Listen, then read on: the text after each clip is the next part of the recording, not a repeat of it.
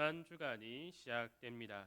이 고난 주간이 속한 사순절 기간 동안 우리 교회학교 학생들이 다윗의 생애를 통하여서 우리의 왕으로 오신 예수님을 깊이 묵상하는 시간을 가지고 있습니다. 오늘 우리가 함께 살펴볼 이 시편 16편도 다윗이 하나님께 받은 복에 대해서 말을 하고 있습니다. 다윗이 자신의 삶을 돌아보니 자신의 삶이 정말 다산다난했지만 그 삶 역시 하나님께서 주관하는 삶이었으며 그 속에서 자신이 깨닫지 못한 하나님의 복들이 넘쳐났다라는 사실을 이 시편을 통하여서 고백하고 있습니다. 그리고 다윗은 이 시편을 통하여서 동시에 예수 그리스도의 메시아적 사역, 죽으심과 부활하심을 통하여서 우리들에게 주어질 복이 무엇인가에 대해서 말해주고 있습니다. 먼저 다윗을 자신의 삶을 돌아보니 자신의 삶 가운데서 주어진 복들 중에서 가장 귀한 복이 무엇인가에 대해서 2절을 통하여서 먼저 고백합니다. 하나님을 나의 하나님으로 부를 수 있는 것이 나의 가장 큰 복입니다. 이것을 고백하고 있죠. 우리는 믿음 생활을 하면서 당연하게 생각하는 것이 바로 이 부분입니다. 우리가 교회당에 나와서 예배를 드리고 하나님께 기도하며 아버지라 부르고 예수 그리스도의 이름으로 기도하는 것에 대해서 너무나 당연하게 생각하고 감사하지 못하고 살아갈 때가 있다라는 거죠. 우리는 이 사실을 잊지 않고 날마다 우리가 누구인가를 계속해서 기억해야 합니다. 우리가 누구였습니까? 죄 가운데에 죽어 있던 자들이었습니다.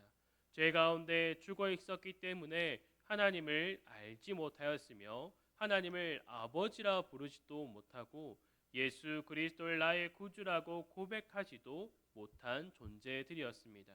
죄 가운데 죽어 있었기 때문에 우리가 아무리 우리의 생각으로 착한 일이다라고 하고 선한 일이다라고 생각을 했음에도 불구하고 우리가 하는 모든 것들이 다 죄밖에 없던 존재가 바로 우리들이었다라는 겁니다. 그런 우리들에게 주어진 것이 바로 하나님의 부르심이었다라는 거죠. 하나님의 부르심에 따라서 우리가 예수 그리스도를 믿고 또한 그 믿음을 통하여서 우리가 그 죄에서 그 어둠에서 빛으로 하나님의 자녀로 하나님의 백성으로 부름받았다라는 것을 우리에게 알려주고 있습니다. 그래서 우리는 서로를 향하여서 성도라고 부르고 또한 그리스도인이다라고 부른다라는 사실입니다. 이것을 날마다 기억하는 자가 매일의 삶 속에서 하나님께 감사함을 표현할 수 있다라는 것을 말해주고 있습니다. 다윗은 자신의 존재의 변화가 첫 번째의 복이며 이 존재의 변화뿐만 아니라 이제 변화된 자로서의 변화된 삶을 살아가게 하신 하나님께 감사를 드리고 있습니다. 이어지는 5절을 보면 여호와는 나의 산업과 나의 잔의 소득이시니 나의 분깃을 지키시나이다 라고도 이어서 고백합니다. 다윗은 자신의 삶에 주어진 모든 것이 하나님께 왔음을 고백하고 있습니다. 특히 5절에서 분깃이라는 단어는 하나님과의 관계를 더욱더 명확하게 해주고 있습니다. 여기 등장하고 있는 분깃은 하나의 상속의 개념으로서 사용되는 단어입니다. 즉 나에게 있는 것은 내가 땀을 흘려서 이룬 것이 아니라 나의 아버지가 되신 그 하나님께서 나에게 복을 주셔서 나에게 이러한 모든 것들이 주어졌습니다 라고 고백을 하고 있는 것입니다. 그래서 자신에게 있는 모든 것, 특히 자신이 이스라엘의 왕으로 세워진 것, 또한 이스라엘 백성들을 위하여서 하나님께서 많은 전투에서 승리를 하게 하여 주신 그 모든 것들이 바로 자신의 힘이나 능력이나 이스라엘 백성들의 어떠함과 그들의 단합에서 나오는 것이 아니라 하나님께서 주신 복이기 때문에 그것을 누리며 살 수 있었습니다라는 것을 고백하고 있는 것이죠. 그래서 이어지는 7절에서도 그는 이렇게 고백합니다. 나를 훈계하신 여호와를 송축할지라 밤마다 내 양심이 나를 교훈하도다라고 말하고 있습니다. 다윗은 하나님의 훈계까지도 자신에게 주어진 복이다라는 것을 이어서 고백합니다. 예수님께서 우리를 죄에서 씻어 주셔서 구원받은 우리가 하나님의 자녀가 되었다라고 해서 믿음의 길을 잘 갈 수 있는 것이 아닙니다. 연약한 믿음과 우리 가운데 여전히 남아있는 그 죄의 본성을 통하여서 하나님께 감사하지 못하는 삶을 살아갈 때도 있고, 또한 하나님을 따라 하나님만을 의지하고 예수 그리스도를 더욱더 닮아가는 삶을 살아가야 하지만 우리가 그러한 삶을 살아가지 못할 때가 있다라는 거죠. 그때마다 하나님께서는 우리를 그저 내버려 두시는 것이 아니라 말씀을 통하여서 우리를 교훈하여 주신다라는 것을 말해주고 있습니다. 특별히 이 교훈에는 하나님의 여러 모습의 징계로서 우리에게 다가올 때가 있다라는 거죠. 그리고 하나님의 자녀들에게 안에 있는 그 성령 하나님께서 우리의 양심을 찔러서 사회적인 죄 그리고 도덕적인 찔림뿐만 아니라 우리들에게서 하나님을 의지하지 못하고 또한 예수 그리스도를 닮아가지 못하고 늘 우리가 우리의 뜻과 생각대로 행한 모든 일들이 하나님 앞에서 죄라는 사실을 더욱더 깨닫게 해준다라는 것을 말하고 있습니다. 하나님과의 관계 속에서 그것이 죄이다라는 것을 깨닫게 해준다라는 거죠. 세상 속에서 살아가고 있는 사람들은 자신이 죄인이다라는 것을 고백하지 못합니다. 자신은 그래도 나은 사람이다라고 말을 하죠. 왜 더 나은 사람이라고 생각합니까? 자신이 한 사람의 분량을 살아내 가고 있으며 다른 사람들에게 쓴소리하지 않고 그저 내가 조금 감내하더라도 그 일을 하고 있다라는 것에 자기 만족 속에서 살아가기 때문입니다. 그 만족 가운데서 자신은 남에게 피해를 주지 않으니 그래도 다른 일보다 나은 삶을 살아가고 있다라고 생각하며 살아간다라는 거죠. 그러나 우리가 그리스도를 닮아가는 자 또한 하나님의 백성으로서 거룩한 삶을 살아간다라는 것이 단지 이러한 세상의 기준에 부합하는 삶이 아니다라는 것을 하나님은 말씀을 통하여서 우리에게 알려준다라는 것이죠. 다윗도 이러한 경험들을 하게 됩니다. 우리가 새벽 기도에 나누었던 하나님의 그 궤를 옮기는 일에서도 하나님은 다윗을 먼저 징계하십니다. 다윗이 그 하나님의 언약궤를 옮기는 일에 있어서 많은 이들이 동의하였습니다. 많은 이들이 그것이 좋은 일이다라고 하며 그것을 따르며 많은 이들이 자원을 하였습니다. 그리고 그 언약궤를 옮기기 위하여서 새 수레까지도 만들었습니다. 하나님의 언약궤를 옮기는 일이기 때문에 그저 헌수레를 사용하는 것이 아니라 하나님의 언약궤를 옮기기 위하여서 가장 좋은 나무와 또한 가장 아름다운 것으로 사용하여서 그 새 수레를 만들어서 옮기는 것이 좋은 일이다라고 생각을 했을 겁니다. 그리고 또 다윗은 어떻게 했습니까? 이때까지 멍에를 한 번도 매지 않은 소 2마리를 가지고 와서 그 수레를 끌게 하였다라는 거죠. 그러나 이것을 보았을 때 어떻습니까? 우리가 생각하기에 정말 좋은 일이다라고 할 수 있습니다. 그러나 하나님은 다윗을 징계하십니다. 왜 다윗을 징계하고 계십니까? 하나님의 뜻대로, 하나님의 말씀대로 행하지 않았기 때문입니다. 다윗은 이전에 그가 행하는 모든 일들에 앞서서 하나님께 그 뜻을 구하며 행했습니다. 그러나 언약궤를 옮길 때에는 다윗은 하나님의 뜻을 구하지 않습니다. 이렇게 하면 하나님께서 기뻐하시겠지, 이렇게 하면 하나님께서 좋아하시겠지라고 생각하며 자신의 생각대로 움직이고 있다라는 것입니다. 그리고 자신의 그 생각에 많은 이들이 좋은 일이다라고 동조하자 그것이 옳은 일이다라고 생각을 했다라는 겁니다.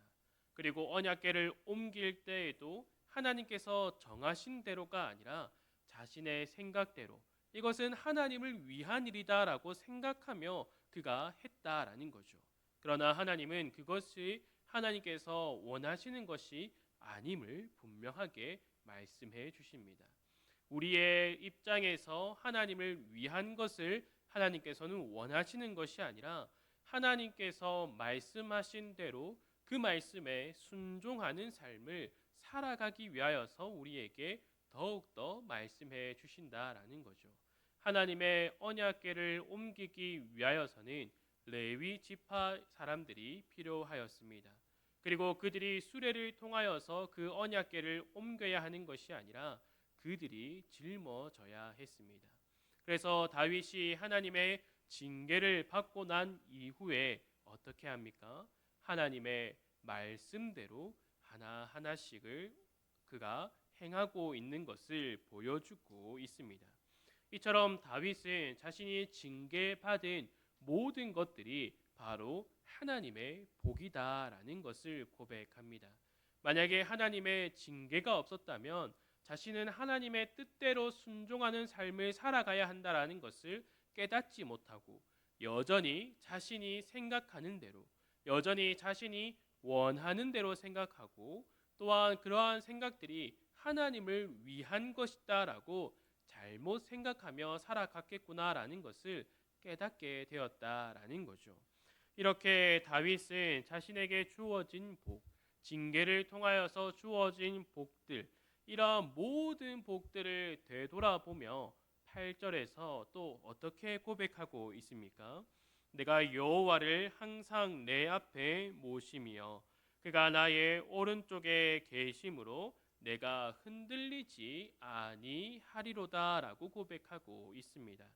다윗은 그의 삶을 돌아보니 자신이 하나님의 뜻을 구하며 살아간 것, 하나님께서 나에게 주신 많은 복들, 특별히 하나님을 아버지라 부르며 하나님께 기도할 수 있는 것들, 또한 하나님께서 나에게 징계하심으로 내가 하나님 앞에 다시 엎드릴 수 있는 그러한 모든 것들을 통하여서 내가 내 삶을 나 혼자서 살아가는 것이 아니라 하나님께서 항상 나와 함께 하시는구나. 하나님께서 나의 마음을 그 중심을 아시고 나의 모든 것들을 감찰하시며 하나님께서 나를 끝까지 붙들어주고 계시는구나를 깨닫게 되는 거죠. 그래서 내가 여호와를 항상 내 앞에 모심이여라고 고백하고 있다라는 겁니다. 그가 하나님을 부름을 통하여서 자신의 앞에 둔 것이 아니라 하나님께서 늘 나와 함께 하시는구나를 자신의 삶을 돌아보면서 깨닫게 된다라는 것을 말해주고 있다라는 거죠. 이렇게 하나님께서 주신 은혜를 고백하며 마무리를 해도 될 것 같지만 다윗은 마지막으로 정리를 하고 있습니다. 9절부터 11절까지를 보면 그가 이어서 이렇게 고백합니다. 이러므로 나의 마음이 기쁘고 나의 영도 즐거워하며 내 육체도 안전히 살리니 이는 주께서 내 영혼을 수월에 버리지 아니하시며 주의 거룩한 자를 멸망시키지 않으실 것임이니이다. 주께서 생명의 길을 내게 보이시리니 주의 앞에는 충만한 기쁨이 있고 주의 오른쪽에는 영원한 즐거움이 있나이다. 아멘. 우리가 여기서 먼저 기억할 것은 시편은 다윗을 비롯하여서 아삽과 고라자손 그리고 솔로몬과 몇몇의 인물들의 삶의 고백입니다. 그러나 이 고백이 단지 그들의 고백에서 그치는 것이 아니라 우리의 공동의 신앙의 고백으로서 작용됩니다.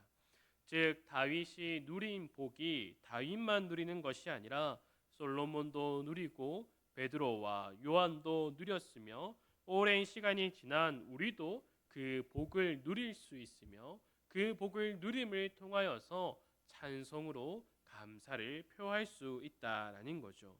그 이유가 11절에서 나오고 있는 생명의 길, 그리고 주의 오른쪽에는 이라는 표현을 통하여서 알 수 있습니다. 우리가 아는 생명의 길이 무엇입니까?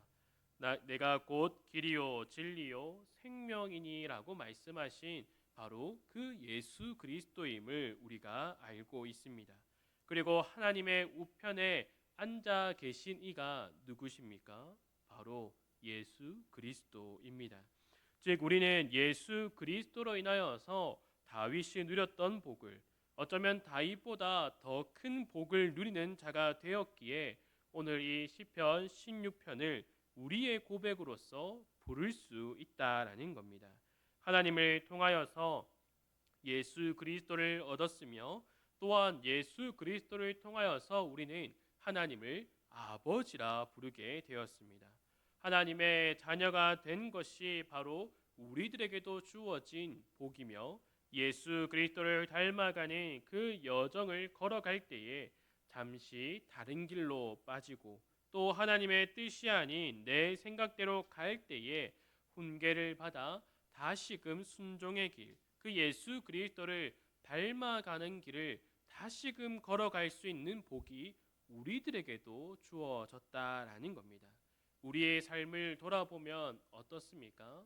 우리의 삶이 참 다윗처럼 목숨이 위태로운 삶이 아니었지만 나에게 있어서는 다산다난하며 또한 내 삶을 나대로 고군분투하며 살아갔던 삶이었을 겁니다.